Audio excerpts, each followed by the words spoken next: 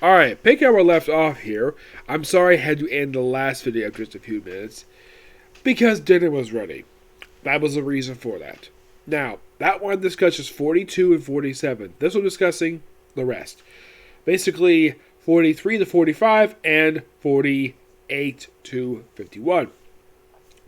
Now, this one basically, as I was saying before I got interrupted, yeah, this three-parter, along with 46 is a follow-up to episode 35, where Kiros wants revenge on Akira for interrupting him. I know how it feels. So basically, he uses a monster to use the blood of the late lethal dagger. Yes, the most dangerous monster in the underground, where he apparently fought a monster, and used to make a pyramid. And apparently he does not know what goes on this pyramid. He just really wanted to trap him in the pyramid. Just basically his payback for attacking him while he's trying to do something.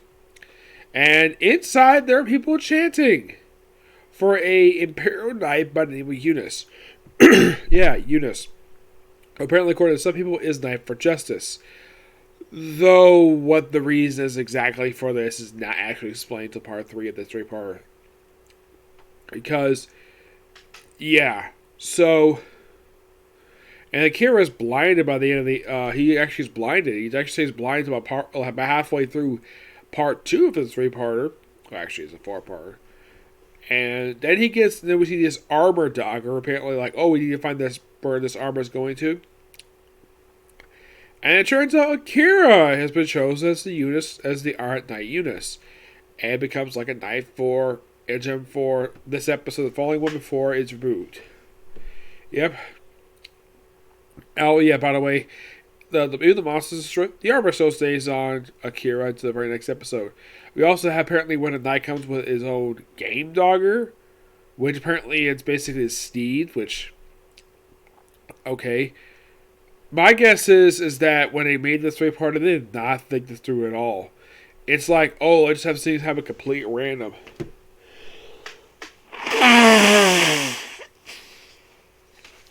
Oh, yeah.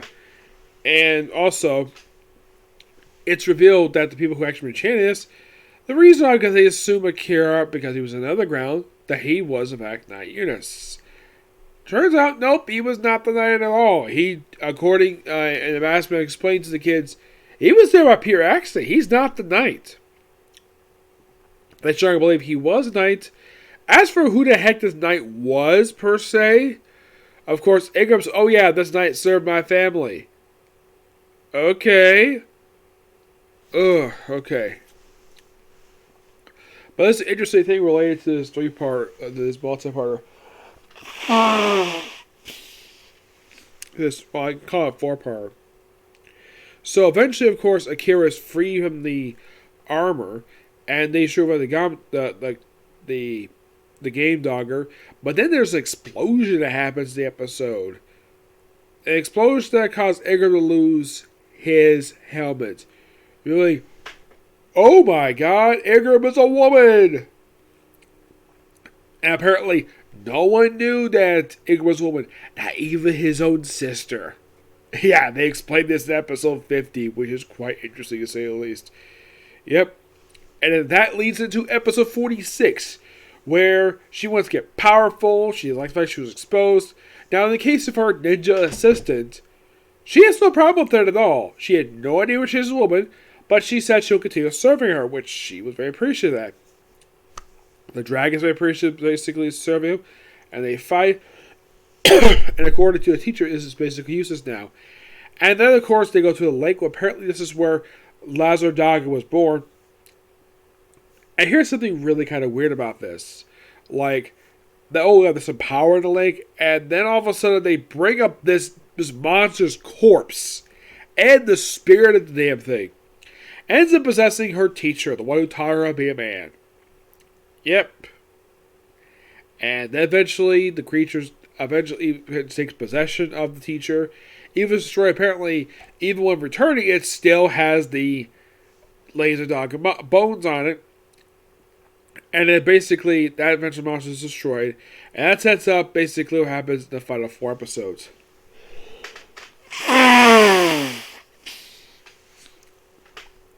Now, in the case of 48, this one is basically better. This is basically his last appearance. So, for the final arc, the first one to go is the one who had the position of Hero of the Empire. Or Hero of the Underground, excuse me. Because of all his failures, he is sentenced to be executed. And he's like, wait. Give me one last chance.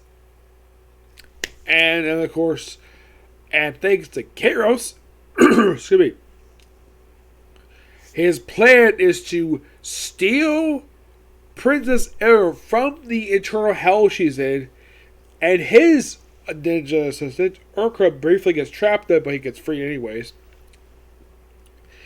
And then eventually this episode, he is eventually killed by Red Mask in the episode. Yep, he's killed by him. Oh, to watch the episode. And in the very next episode, which is called Princess Edgar Revived, she is in fact finally free from the ice. First time in 47 episodes it took basically to free her from the damn thing. Yeah. So, they free her from the ice.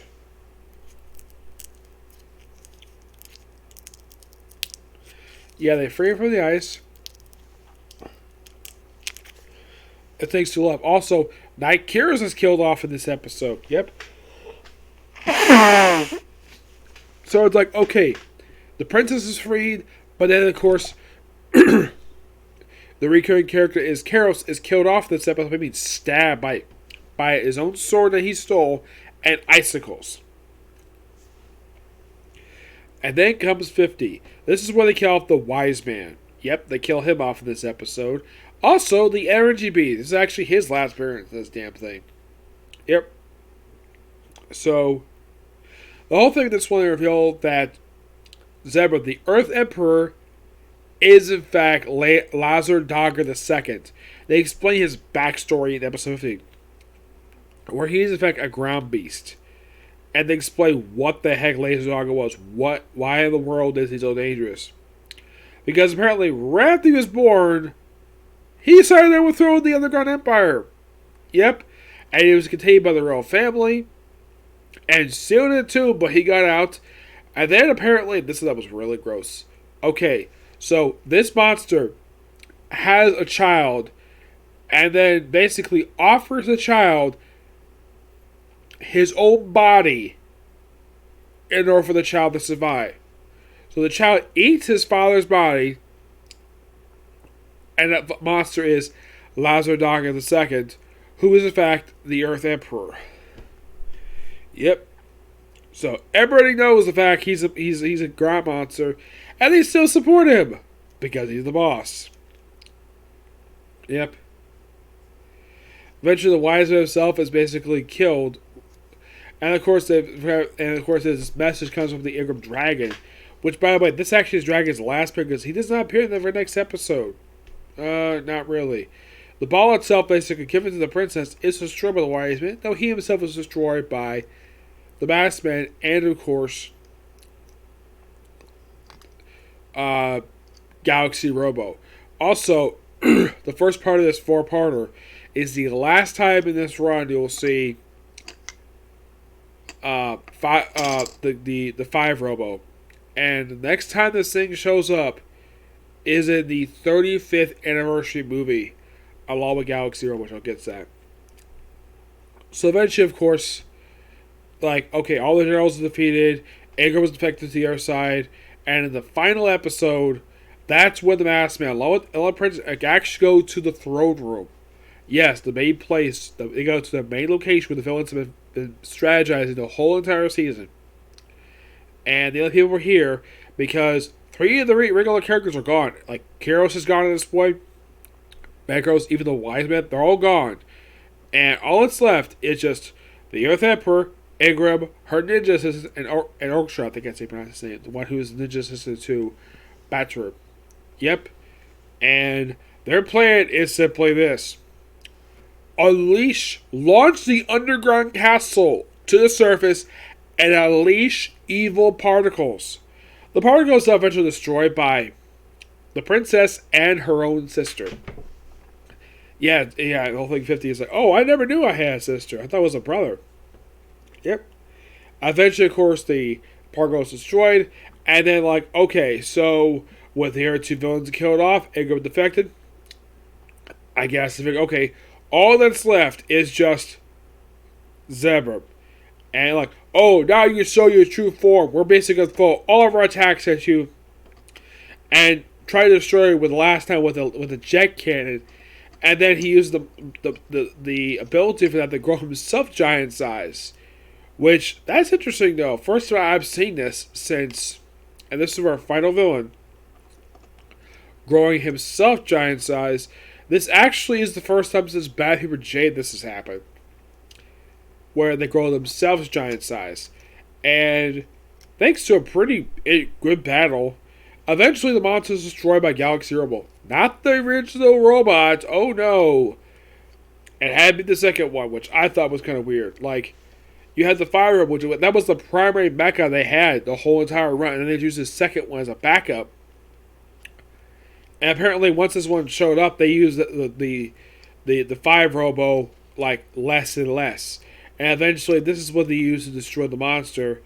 And then the princess herself's like, okay. So, Ingram becomes a nun and dwells an endless pilgrimage in order to atone for her sins. As for Princess Alia, like, okay, they need to establish peace in the underground, so she basically volunteers, like, tells Chetri to basically, of course, he get back her pendant. Then she gives it right back to him and asks him to keep it as a reminder of her.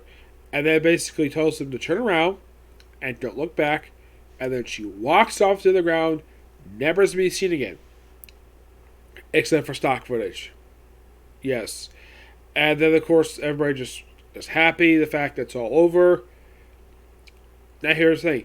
She and her sister are the only two we know the fates of what happens to them after this. The rest of the team, they don't really do very much afterwards. I mean, they can show for team-ups afterwards, but that's it. Like, don't exactly know what their fate is, and the thing is, like, okay, do in fact any of these characters eventually return? Let's talk about Takara, for example. He does eventually return.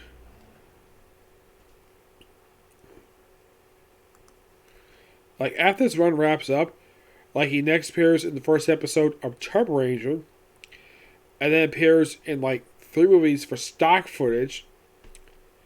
He appears in the 100 movie. He does appear in, like, in physical appearance per se. His next actual appearance is in the movie for Zenkanger. That's his most recent appearance to date.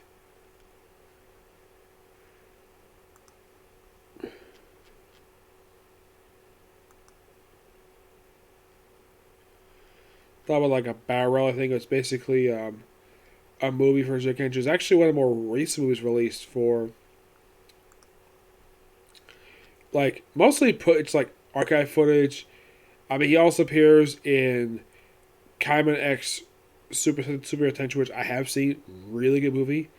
Yeah, that apparently was his last official appearance to date. Was actually in Kamen Say versus Super Kenjo Sheki. That was actually his last special appearance to date. Mm-hmm. Was commemorating the 45th anniversary of the franchise. Mm-hmm. Yeah, he's here.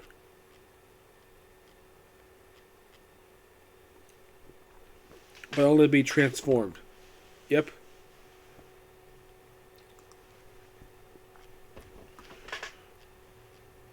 Now you might be asking, does their mentor eventually return after this? No, not that I can think of.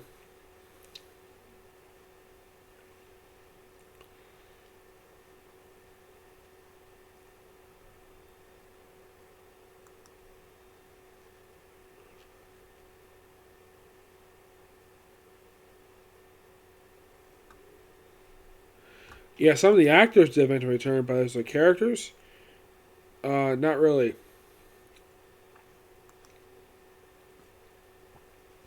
Apparently, Kenta met Black Mask. He, of course, the actor never returns after this one. It's mostly him in suit. He's never untransformed at all. No, not really. Like aside from his return in Tour Ranger, mostly put basically he just basically is transformed. He's never basically out of the suit. Not really, no. But his last physical appearance to date was actually in that was in the forward continuous special Stuart Strongest Battle. Yeah, that was his last no appearance to date. Mm-hmm. But you might think, okay, what about the mentor of the team? Because, excuse me, a lot of them do return after this one.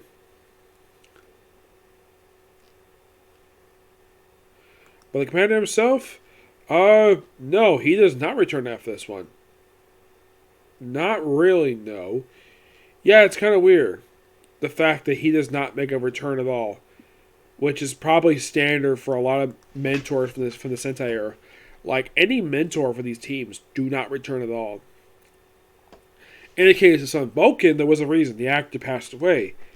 You might be thinking, is this the same thing with the actor who plays Sengoku? Let's see. Oh no, he's still very much alive. Yep. But he hasn't acted much of anything since this one ended. Oh yeah, definitely. I think last thing it was Tengyuju Castle. Which he probably did when he was appearing on this one, appearing while he did that one. Yeah. But you might think, okay, what about the villains? Do any of them ever return? No. None of them do. Zeppa is probably the only one who actually appears in all 51 episodes. Ninja Aru, I think he skips a couple episodes. Yeah. But this one was actually pretty good. I will get my final thoughts at the very next episode for this one, okay? So yeah, next video. Bye.